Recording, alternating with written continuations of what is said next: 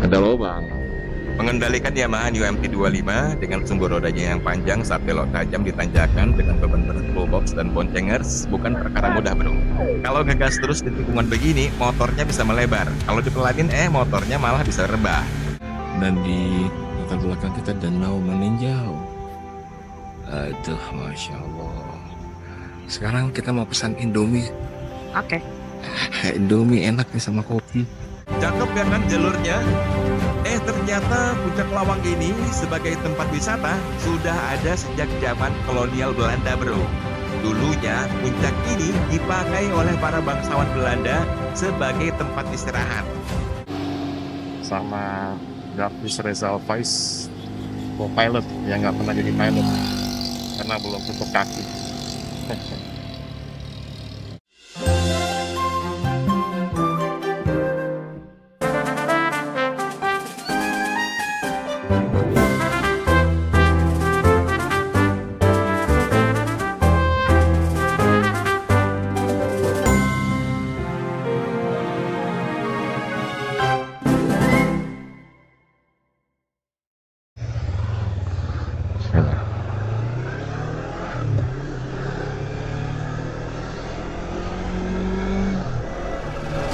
Awalnya sulit bagi saya mengendalikan motor yang sumbu rodanya panjang saat belok tajam di tanjakan ekstrim sambil bawa beban berat full box lengkap dengan boncengers, guys. Kecepatan motor jadi lambat karena berbelok tajam sambil nanjak, dan jika melebar, motor bisa nyambar mobil yang turun dari arah berlawanan. Nah, di tayangan kali ini, kalian akan menonton bagaimana saya akhirnya menemukan cara untuk naklukin New MT-25 di Kelo ampe-ampe. Di bagian apa di sebagiannya di sini di depannya, tolong basahin air sebasah-basahnya di sini ya. Saya mau lap helm, basahin pakai aqua. Oh, mari. Mana, Mas? Danau meninjau. Kita sebentar lagi mau masuk ke Kelo ampe-ampe. Belok kiri naik Kelo ampe-ampe. Sebelah kanan kita masih Danau Meninjau. Nah, sudah ada pelang arahnya ini. Kita ke kiri, ke Kelo ampe-ampe menuju Bukit Tinggi. Bismillah. Bismillah, tawakkalna 'ala Allah, la haula wa la quwwata illa billah.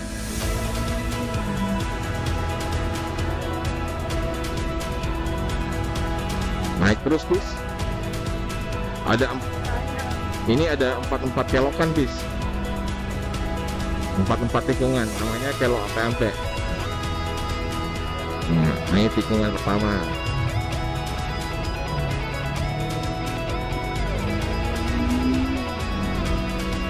Kenapa ya, bis? Asal udah maghrib, mau malam, belum maghrib sih, selalu kita di hutan. Pertanyaan ini muncul karena sudah 2 kali kita riding sore menjelang maghrib, guys, saat sebelum memasuki kota tempat kita menginap untuk rehat di malam hari. Pertama, sebelum masuk kota Bintuhan, kita riding jelang maghrib di Taman Nasional Bukit Barisan Selatan di Lampung Barat. Yang kedua, pas sebelum masuk kota Painan, Sumatera Barat, kita juga riding di hutan jelang maghrib. Dan kali ini kita melintasi Kelo ampe-ampe jam 5:30 sore, guys. Kelo ampe-ampe. Sebagaimana yang sudah saya ceritain di episode-episode sebelumnya, bahwa anak touring jauh bisa buat dia banyak nanya soal hal-hal baru yang dilihatnya sepanjang perjalanan. Iya, tikungan 4. Kelo ampe-ampe namanya. Kelo ampe-ampe ini adalah sebuah jalur dengan 44 buah tikungan patah-patah dan terus menanjak tinggi. 4 tikungan bisa. Tiap tikungan di Kelo ampe-ampe ini diberi nomor yang berurutan, bro. Tikungan 1, 2, 3 dan seterusnya sampai 44. Ada lubang. Mengendalikan Yamaha New MT-25 dengan sumbu rodanya yang panjang saat belok tajam di tanjakan dengan beban berat full box dan boncengers bukan perkara mudah, bro. Kalau ngegas terus di tikungan begini, motornya bisa melebar. Kalau dipelanin, motornya malah bisa rebah.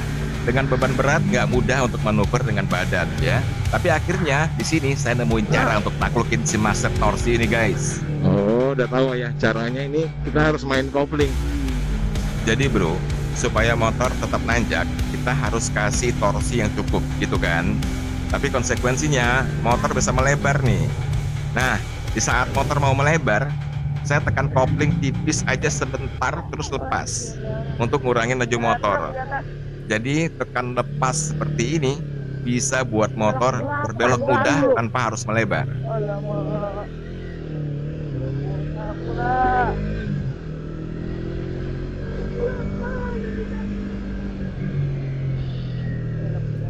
Tentunya ini bukan masalah ya kalau kita riding sendirian. Kalau sendirian, apalagi tanpa beban berat, saya mudah mengendalikan New MT-25 ini insya Allah sebagaimana biasanya. Oh gitu caranya, oke. Mengakali MT-25 yang sumbunya kepanjangan, kita harus main kopling ya. Ini ya. Nice.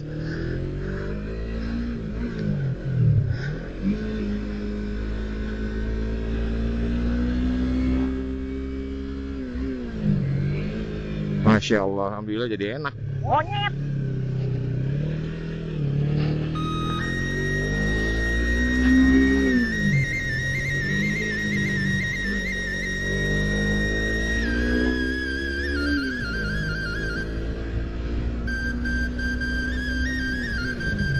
Kosong.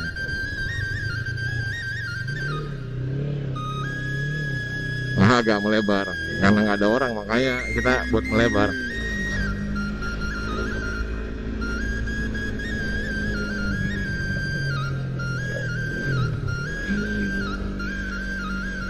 Kosong.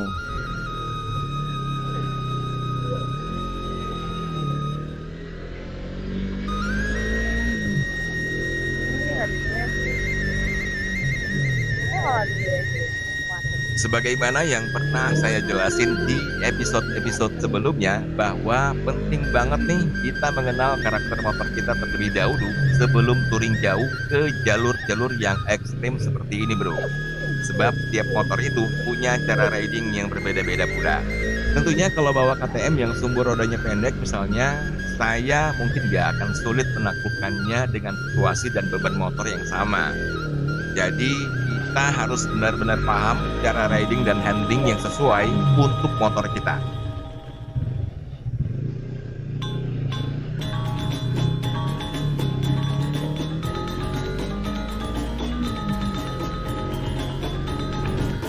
Masalahnya kalau di belakang mobil ini malesnya kita. Nah, ganti gigi. Kan yang buat kita repot kan kalau dia ganti gigi ya, harus lawan.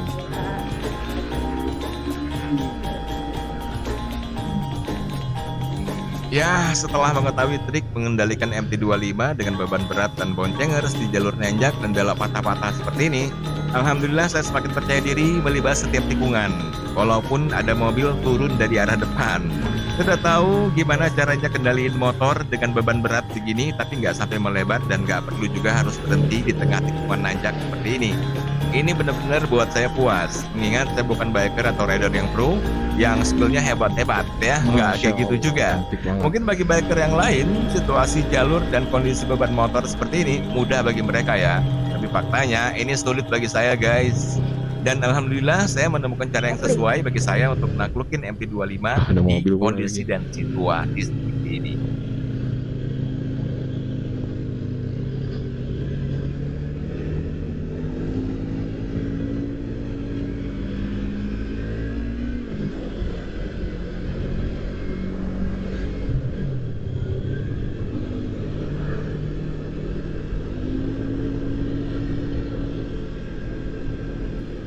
Ketemu tempat yang asik, kayaknya enak buat berhenti dan foto-foto, tapi agak ragu. Kayaknya masih ada spot yang bagus ya di depan sana. Nggak usah berhenti.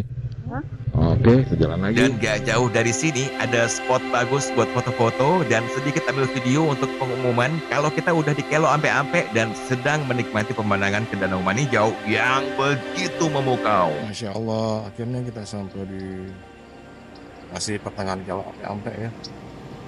Nah, atau belakang jalan hijau sama Davis Rizal Vice co-pilot yang nggak pernah jadi pilot karena belum tutup kaki.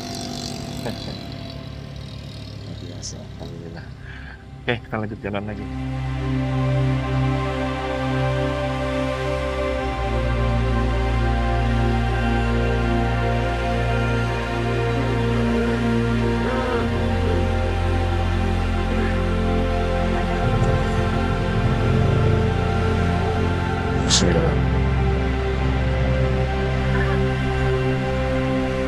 Kenapa, Bis?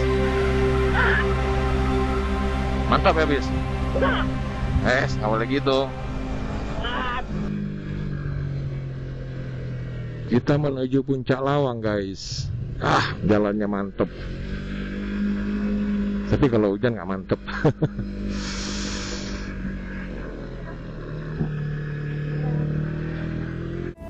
Bayangkan kalau rumah ini adalah rumah kalian, guys. Bangun pagi dengan segelas kopi gayo panas dan sukun goreng.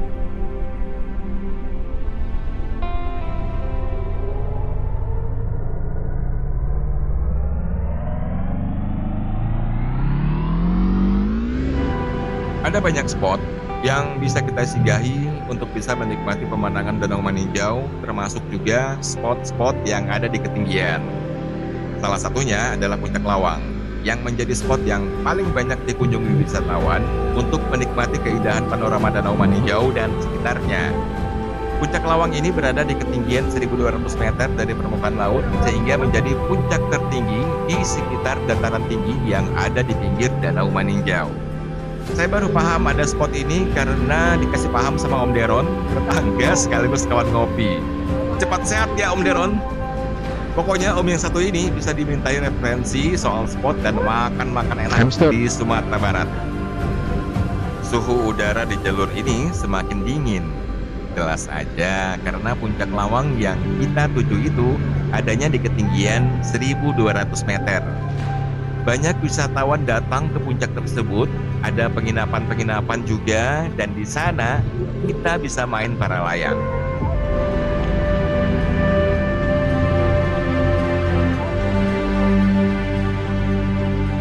Turun lagi. Jalur menuju Puncak Lawang dari Maninjau juga cakep kayak gini. Katanya banyak jalur menuju ke puncak ini, tapi saya belum pernah via jalur lain selain ini. Dan ini memang kunjungan saya yang pertama kali ke Puncak Lawang.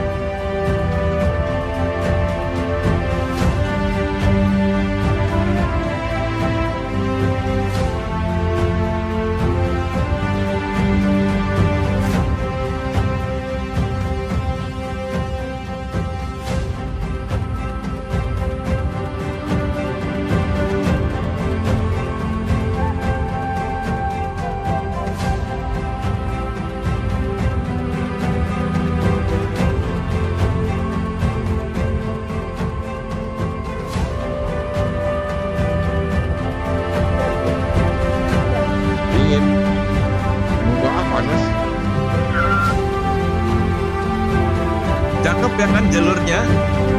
Ternyata Puncak Lawang ini sebagai tempat wisata sudah ada sejak zaman kolonial Belanda, bro. Dulunya puncak ini dipakai oleh para bangsawan Belanda sebagai tempat istirahat. Gak tahan juga bule-bule Belanda itu lama-lama di Padang. Panas, Pak.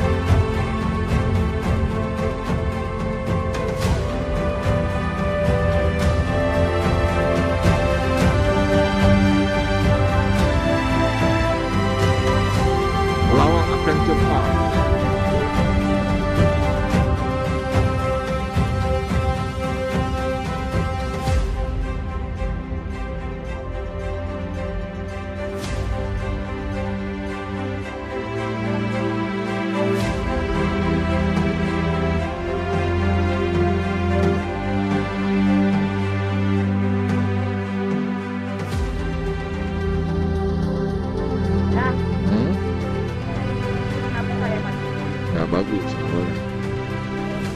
bahaya kalau matiin mesin aja. Kecuali kalau mau habis bensin lain cerita. Habis bensin sama aja, ini juga harus dibantu sama lanjut break nih.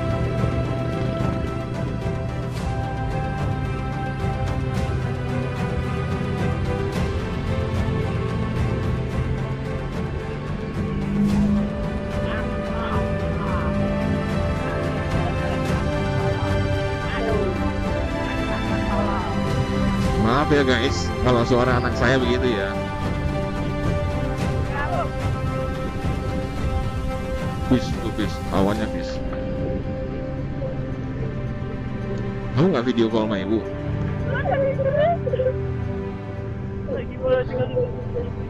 Ayah aja ada. Kalaupun ada saya ada tangga.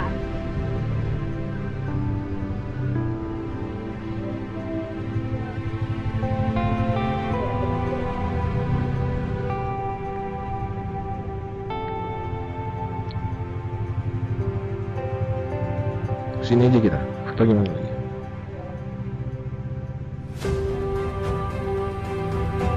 Oh, masih ada depan lagi. Enak kali ngopi di sini, bis.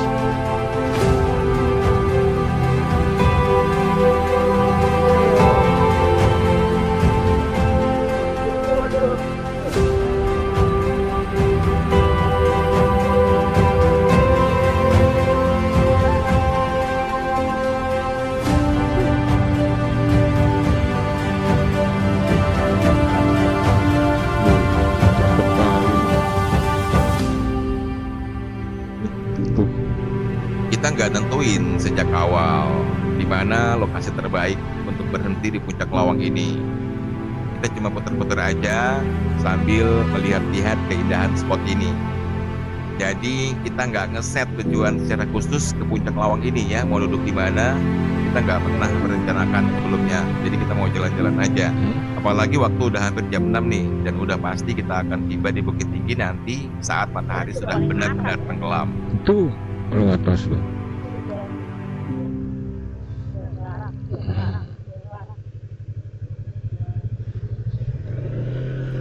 Kita puter-puter aja sambil nyari-nyari spot-spot yang enak untuk dinikmati.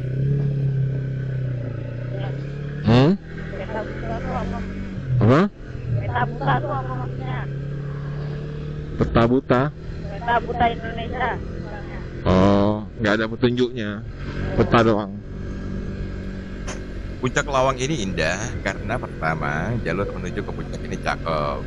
Terus karena dari puncak Lawang ini kita bisa menikmati birunya Danau Maninjau. Jalurnya juga dipenuhi dengan rindangnya pohon-pohon pinus. Suhu udara yang dingin membuat kawasan ini begitu asik untuk kita nikmati. Dan sekarang kita nanjak menuju resort di puncak Lawang yang sebenarnya dari situ enak banget ya melihat panorama Danau Maninjau dari ketinggian. Tapi karena udah terlalu sore kita urungkan masuk ke sana ya. Nah ini kalau hujan yang ngeri nih, bucin.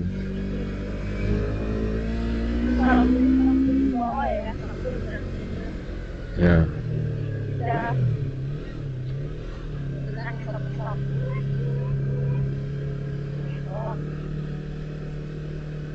Nah, sampai terakhir.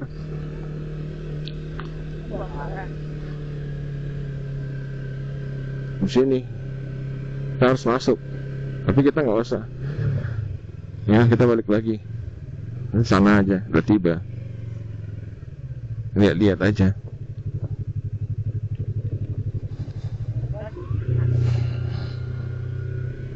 Masya Allah guys. Puncaknya Sumatera. Nggak di sini. Ya puncak, salah satu puncak yang ada di Pulau Sumatera, tapi ya kebetulan ada di sini.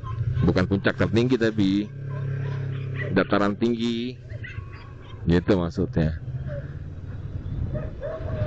Enak juga nginap di homestay ini, dingin. Enak banget itu. Homestay Puncak Lawang. Masya Allah guys. Karena udah terlalu sore, kita rehat di spot ini aja biar nggak lama. Pengen cari kopi dan makanan sejuta umat. mie instan.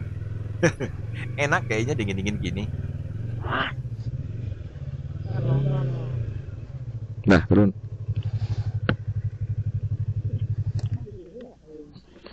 Turun.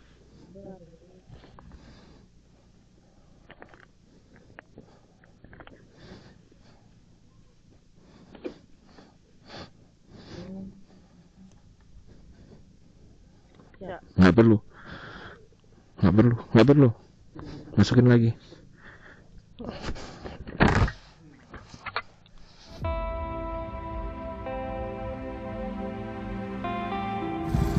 Kita sudah di puncak Lawang sekarang dengan Master of Torch. Memang benar-benar master ini. Melibas tanjakan belok 45 derajat. Ya, dan nanjaknya 45 derajat, beloknya 45 derajat, luar biasa. Dan di latar belakang kita danau meninjau. Aduh, masya Allah. Sekarang kita mau pesan Indomie. Oke. Indomie enak nih sama kopi.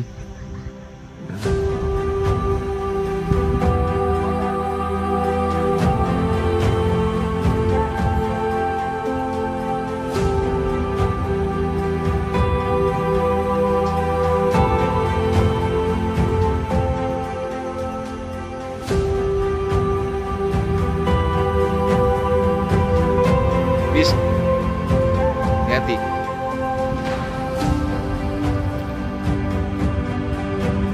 Naik aja bis ke atas.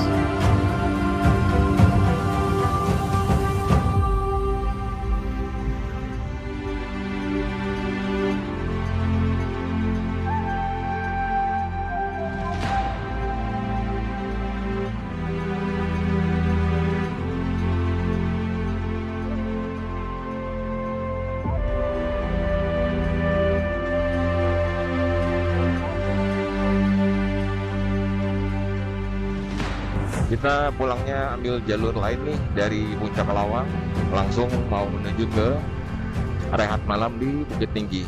Nanti kita di Bukit Tinggi akan nginap selama 3 hari ya. Hore, masya Allah, alhamdulillah, sik. Kita sedang berada di rumah makan di mana ayam pop itu berasal, di mana ayam pop itu diciptakan.